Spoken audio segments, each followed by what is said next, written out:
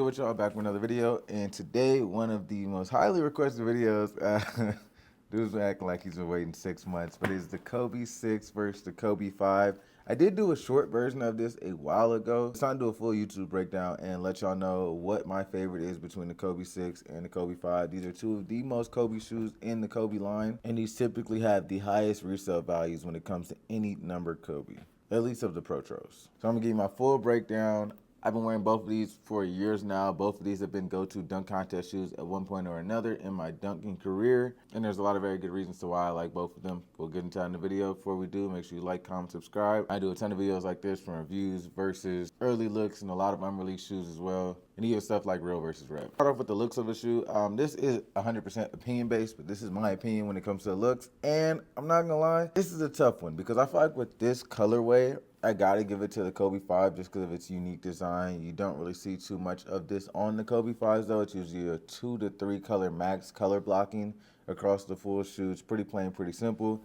This having a full snakeskin upper and design on it, I feel like gives the Kobe 6 a better look, especially when it comes to the design of the shoe. There's a little bit more craftsmanship in the shoe. I feel like these shoes are so similar in a lot of different ways though. It kind of makes sense why they're the most popular shoe, and if you like these, you probably like these, and if you like these, you probably like these. But I guess I can say the same in terms of color blocking when it comes to the Kobe 6 as well. It's usually one full color, maybe different laces, 2 to 3 colors max, and may have they have the camo patterns in some different colorways.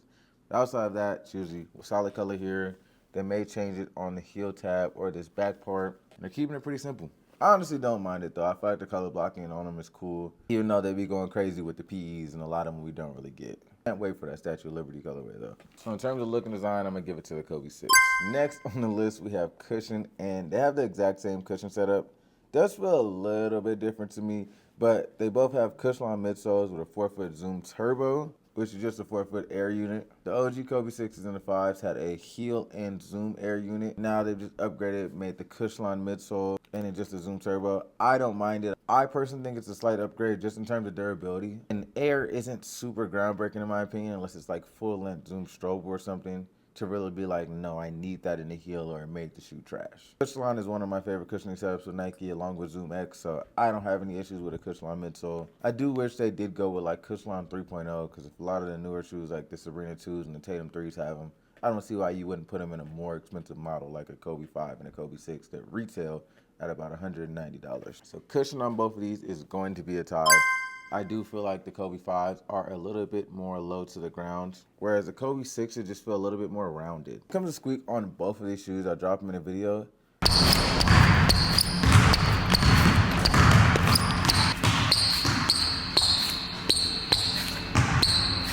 It's really court dependent, and typically it starts off with a very minimal squeak, and as you break them in more, they start to squeak more and more. It's not a performance factor at all, but they're about the same when it comes to squeak as well. You're gonna start to see a lot of similarities in this video, and that is the reason I'm like, But I do have one that I am leaning towards, and I will give you a final answer at the end. Traction, traction, traction. This is a shaky one because I like the traction on both of them. Typically, I give the traction on the Kobe 5 and the Kobe 6s 9 to, I don't know if I ever gave a pair of 9.5, but typically they have a 9 out of 10 traction, which is really good. One of the reasons I really like the Kobe line because when I first started getting into basketball and dunk contest, started getting back into the basketball scene after my Division I track stint, I needed some good hoop shoes because I started getting invited to certain dunk contests, started going to some pro runs, and I'm playing in a bunch of different random gyms from LA Fitness. I might be at the facility next run. I might be playing in Florida the next week. Like just a whole bunch of random stuff. And then I went to Paris. All over the world, man. I was in California, did the Devin Alive dunk contest. All courts are not created equal. But certain shoes that you wear can kind of help and make every court kind of feel similar and make you perform about the same. I know a lot of y'all that play basketball, like maybe in high school or college, you've been in gyms where it's like, damn, my shoes have good traction. And you go to this other gym's dusty as hell. It's like, damn, I'm slipping, I'm sliding all day. These are both some of those shoes that, for the most part, have been pretty consistent with me, even on dusty courts. You may need to wipe a little bit more, but the traction still sticks and locks, and I'm able to perform how I want to perform. So, with the Kobe 6s, I do like the ones with this translucent outsole. The heel doesn't really matter as much. When you cut, you're more on the balls of your feet. So this can be the solid rubber. But the ones that have the translucent, semi-translucent 4-foot, I like the traction on those better than the ones like the Sales, the Dodgers, and the Italian camos that have that solid rubber outsole. Why? I have no clue. I've just noticed the difference in playing with both of them on the court. The ones with this type of outsole have performed a little bit better for me. In all honesty, thinking about it, all the Kobe 6s I had when I first started doing the dunk contest, I had the Grinches, I had the reverse Grinches, and I don't think I ever really had a pair with a solid outsole until I started getting some of the newer Protros like the Italian camos, the Sales, the Dodgers. And I started to notice, like, damn, bro, I love my Kobe 6s. The main part is the traction.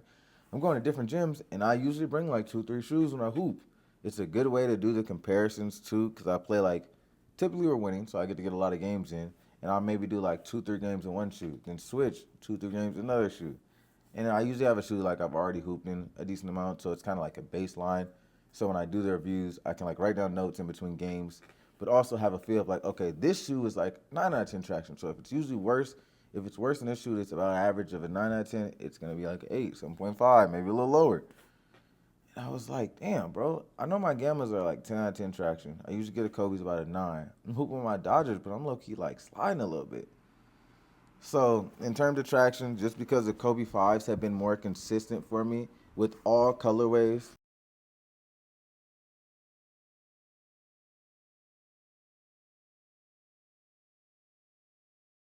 solid outsole or not, I got to get that to the Kobe 5. That's also just something to keep in mind when you are buying Kobe 6s. I know the reverse Grinches and the Grinches are some of the most expensive colorways. The Total Oranges that just recently dropped, though, do have a translucent outsole. Okay. Next on the list, we have weight. And I grabbed a couple different pairs of the Protros because the weight's fluctuating a little bit between pairs. So some of the original Protros, like the Grinches, they're Protroed in 2020. I believe the reverse Grinches was like 2022, 2023. Those are coming around 330 grams, which is really lightweight. It's about 40 grams less than the average weight of my size hoop shoe at the lowest end of average. Then we have, these are released maybe like a year ago, maybe getting to that 2 point, and he's dropping like a month ago. These are consistent in weight between the Kobe 5s. They're coming around 345 to 350 grams. Still lightweight, 25 grams under the lowest average weight of my size hoop shoe. But then we have the Total Oranges that are coming in around 360 grams for the Kobe 6s. And this is the most recent release of the Kobe 6s. I don't really know what to do with weight because these are coming in around an average of 345 grams. Then we have some of the older Protros coming at 330, but then we have some of the newer Protros coming around 360. Let me see. If the Dodgers and the Sales are around that 360 range, then I'm going to give it to the Kobe 5s. Well, all right. So whatever they did in that original Protro span versus now, and some of the more recent pairs that drop in 2025, the Kobe 5s are lighter. Not by a lot, though. They're about 10 grams lighter than the average Kobe 6 that is releasing in 2025. But these just come around 345 to 350 grams versus the newer Kobe 6s coming around 360 grams. Getting a little bit closer to the average weight, it's only being 10 grams lesser. They're both pretty close, though, so you're not going to feel a huge difference or any difference at all if you were to put both on court. Next, and the main reason why I'm probably going to pick this shoe over the other one when it comes to the final result and my overall opinions on these shoes is the fit of the shoes. Kobe 5s fit snug, the upper's pretty tight, and a lot of y'all do recommend going half size up. I typically go true to size on my Kobe 5s because as you wear them, they start to mold to your foot, and once you break them in, they are great.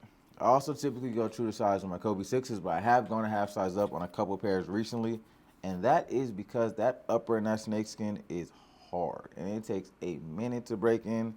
Not super long or anything. If you wear them consistently for a week, you'll be smooth, you'll be fine, they'll start to break in. The 5s breaking process is definitely just a little bit easier for me. And none of the Kobe's that Nike drops are wide foot friendly, at least not any of the ones that I've tried.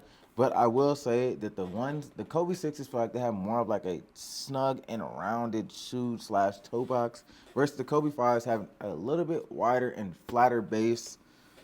Still not wide by any means. If you have wide foot, this is not like, oh, it's green light for you to get the Kobe 5s. In terms of my foot, I have a flat, semi-wide foot. The Kobe 5s just fit my foot a lot more. I feel like I have them a little bit lower to the ground when I'm playing. I don't know how to like explain it. Like the Kobe 5s feel like you're flat. The Kobe 6s kind of feel like you're on like a circle, like a little bit. Like the shoe just kind of round. But I definitely like the fit on the Kobe 5s a lot more, so I'm going to give it to the Kobe 5 when it comes to that. I'm really big on court feel. And with the shoe being more comfortable and fitting a little better with my foot, obviously that just makes the most sense. Kobe 6s also don't have bad court feel by any means, but I do like it in the Kobe 5s more. I did some quick math to figure out the prices for these shoes because there's so many different colorways and the price varies by colorway. And typically you can't buy them for resale. Resale for both these shoes is around $190. But jump through the sneakers hoop, you have to either enter some more raffles or maybe like Undefeated. I know we have a Manor in my city, so they also do in-person raffles as well. It takes a lot to get you a Kobe 5. I actually hit on like 5 pairs of the X-Rays, which was absolutely insane. The resale price, which you're only going to be able to get it at unless there's one coming out in the future and you do happen to hit on sneakers and get them for retail, which there's no guarantee there, so I'm just gonna go off the price of if you were to try to buy them today. Resale for a Kobe 5, depending on the colorway for the most part, I've seen even like the eggplant one going for $198 at the lowest on StockX in my size.